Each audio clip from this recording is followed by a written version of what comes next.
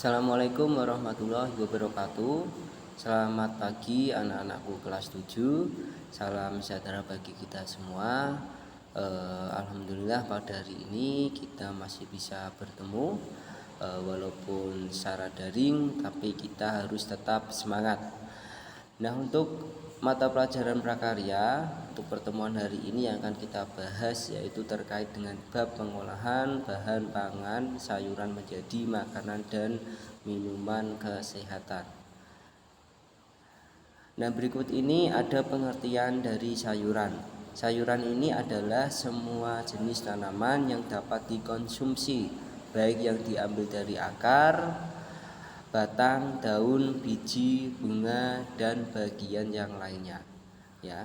Nah, sayuran ini sangat bermanfaat bagi tubuh kita karena banyak mengandung vitamin-vitamin dan juga zat-zat yang baik bagi tubuh kita. Nah, sebagian besar sayuran ini mengandung vitamin sesuai dengan warnanya. Ya, sayuran yang berwarna hijau itu banyak mengandung klorofil, vitamin A dan juga vitamin B. Sayuran yang berwarna merah atau kuning banyak mengandung karotin dan vitamin.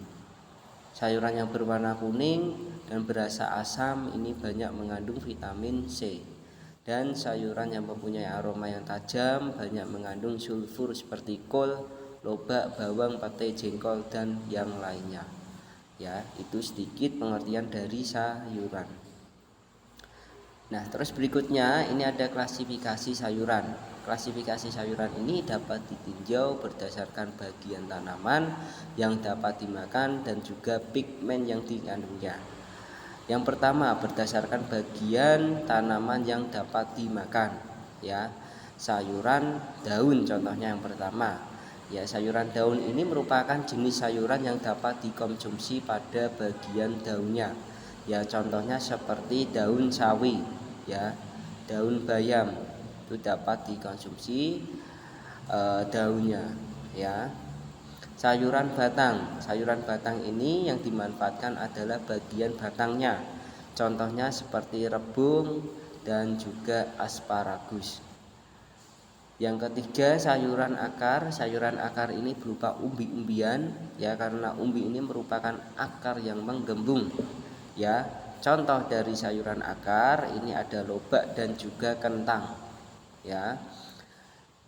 Nah, yang keempat, sayuran polong. Sayuran polong ini yang dimanfaatkan tidak hanya pada bagian polongnya, tetapi kulitnya bisa ikut dimakan juga.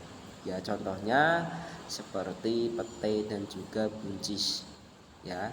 Yang kelima, sayuran bunga, tanaman sayuran berasal dari organ generatif dan yang dimanfaatkan pada bagian bunganya. Ya, contohnya seperti brokoli dan juga kembang kol. Ya. Terus yang keenam, sayuran buah. Sayuran buah ini dihasilkan dari penyerbukan dan pertumbuhan yang terjadi pada organ bunga. Ya, sehingga yang dimanfaatkan bagian buahnya. Ya, contoh dari sayuran buah ini ada tomat dan juga timun. Yang ketujuh, sayuran umbi batang. Sayuran umbi batang ini adalah batang yang tumbuh ke dalam tanah. Ujung batang membengkak membentuk umbi karena penimbunan makanan. Ya, contohnya seperti gadung,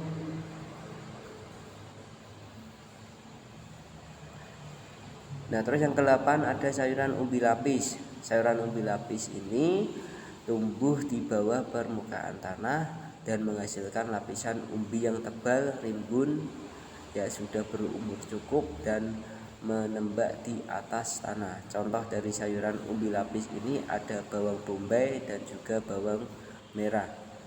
Sayuran jamur ini secara ilmiah ini bukanlah tumbuhan, tetapi bagian cendawan dapat dimakan sehingga digolongkan sebagai sayuran.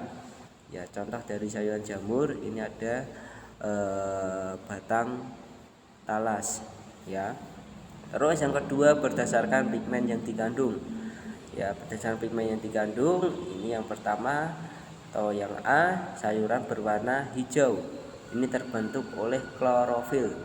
Kandungan klorofil pada sayuran hijau dalam suasana asam akan berubah menjadi hijau tua dan dalam suasana basah menjadi hijau terang.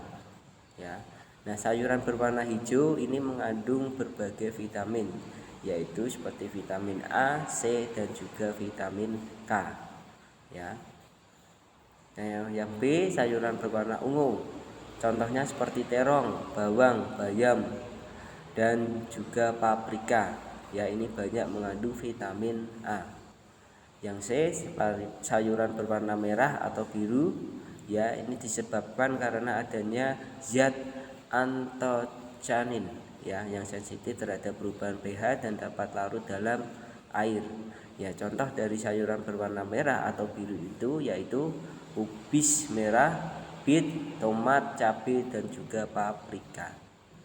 Yang D, warna kuning atau oranye pada sayuran ini berasal dari kandungan beta dan alfa karoten yang tidak akan berubah dengan pengolahan atau pH. Ya, contoh dari sayuran yang berwarna kuning atau oranye ini adalah ubi jalar, wortel, biji melinjo, dan juga labu kuning. Nah, mungkin ini saja untuk materi hari ini yang dapat saya sampaikan. Apabila ada yang kurang jelas ya bisa ditanyakan saya melalui WA ya. Untuk tugasnya ya kalian pelajari saja untuk materi yang sudah saya jelaskan ini ya, pada bab pengolahan sayuran menjadi makanan dan minuman kesehatan. Oke, sekian dari saya. Assalamualaikum warahmatullahi wabarakatuh.